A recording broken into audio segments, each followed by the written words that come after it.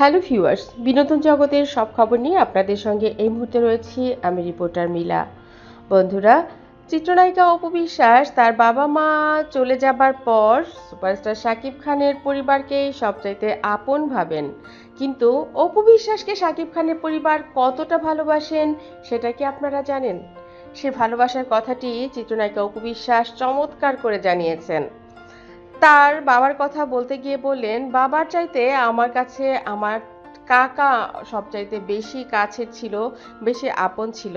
কারণ আমার জন্য জামা কিনে দেয়া, আমার কোথায় টাকা লাগবে, আমি স্কুলে বেতন, আমি মায়ের সাথে ক্লাসে যেতাম, সেই ক্লাসের বেতন, নাচের ক্লাসের বেতন, যাই করতে চেয়েছি জীবনে সব কিছুতেই ছিল আমার কাকা। বাবা এসবের খবর রাখতেন না। তারপর যেটা হলো, বাবা, চাচা, মা সবাই যখন পৃথিবী থেকে বিদায় নিল, আমি তো একা হয়ে গেলাম।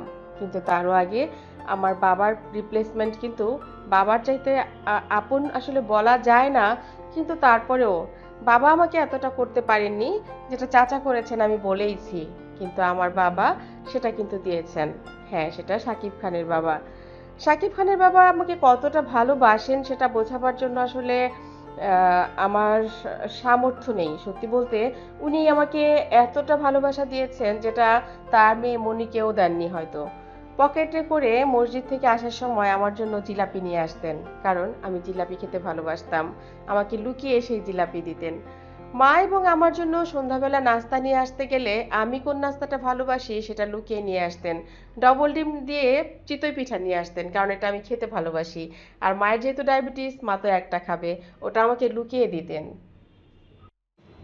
চিত্রনায়িকা অপু বিশ্বাস শ্বশুরকে আসলে কতটা ভালোবাসা দিতে পেরেছেন সেটা আমরা সকলেই কিন্তু ইতিমধ্যে বুঝে গেছি। কারণ আপনি যখন আপনার শ্বশুরকে ভালোবাসবেন, তখনই কেবল আপনার শ্বশুর আপনি কি খেতে ভালোবাসেন, আপনার জন্য কি করতে হবে সেটা সে বুঝবেন।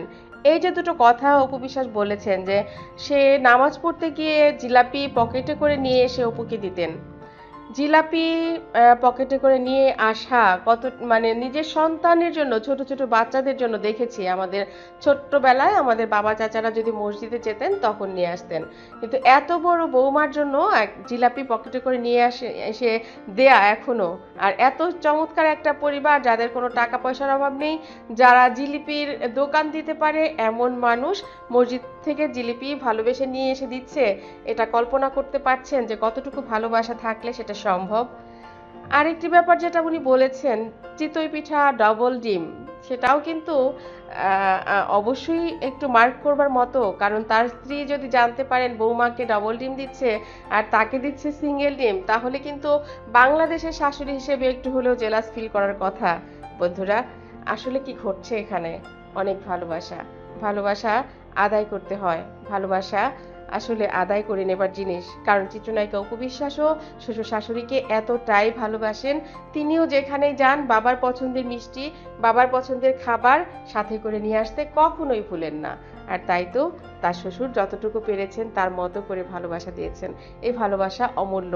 এটা টাকা দিয়ে কেনা যাবে না, এটা চাইলেও পাওয়া যাবে না, কেড়েও নেওয়া যাবে না। ভালো থাকবেন, ভালো রাখবেন প্রিয়জনকে, এমন করেই।